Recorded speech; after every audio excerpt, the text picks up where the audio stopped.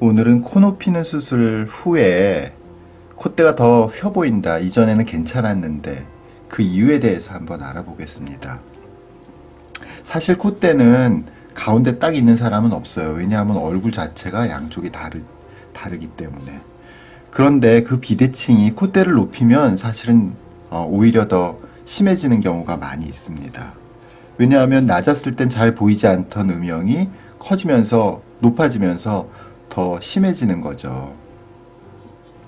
그런데 유독 수술하고 나서 더 심해진 경우가 있어요. 그래서 이게 우리가 미적으로 도저히 이거는 재수술을 해야 된다.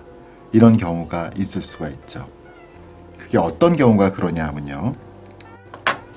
우리 얼굴은 양쪽이 똑같지 않기 때문에 어느 정도의 비대칭은 허용해 주어야 해요. 사실 완벽하게 기계처럼 양쪽이 같을 수가 없죠. 그러나 재수술을 하는 것이 필요한 비대칭은 말이죠. 우리 얼굴 축에 대해서 기울어져 있는 경우에는 이거는 눈에 많이 띄기 때문에 재수술이 필요합니다. 사실 콧대가 꼭 미드라인이 맞지가 않아도 우리는 잘 못 느껴요. 왜냐하면 어차피 우리 양쪽의 얼굴이 다르기 때문에. 그러나 콧대가 얼굴 축에 비해서 기울어졌다. 이거는 우리가 금방 눈에 띄고 콧대가 휘었다라는 걸 금방 느끼게 되거든요. 그렇다면 왜 이렇게 수술 전보다 수술 후에 콧대가 기울게 되었는가? 얼굴 축에 대해서.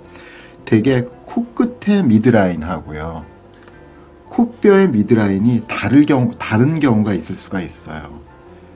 왜냐하면 우리 얼굴이 양쪽이 대칭이 아니니까 이 미간 레벨에서의 미드라인과 코끝 레벨에서의 중앙점 미드라인이 서로 다를 수밖에 없잖아요. 다른 경우가 많겠죠.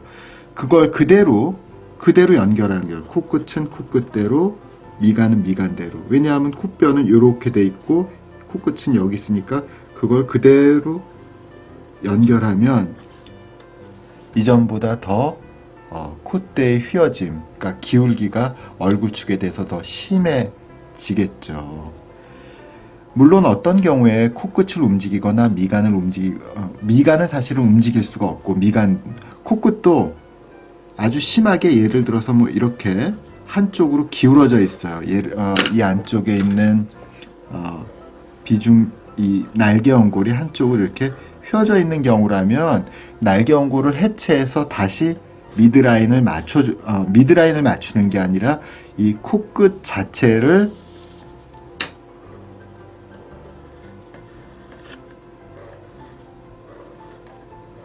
날개 연골의 균형을 맞춰줌으로써 코끝을 가운데로 가져올 수 있지만 날개 연골 자체는 정상적으로 있는데 그 위치만 한쪽으로 더 치우쳐 있는 경우, 또 미간 역시 치우쳐져 있는 경우에는 이걸 해체해서 다시 바꾼다고 해서 바꿔서 코끝을 한쪽으로 치우쳐져 있는 부분으로부터 미드라인으로 가져간다는 게 의미가 없거든요. 더 중요한 것은 미드라인이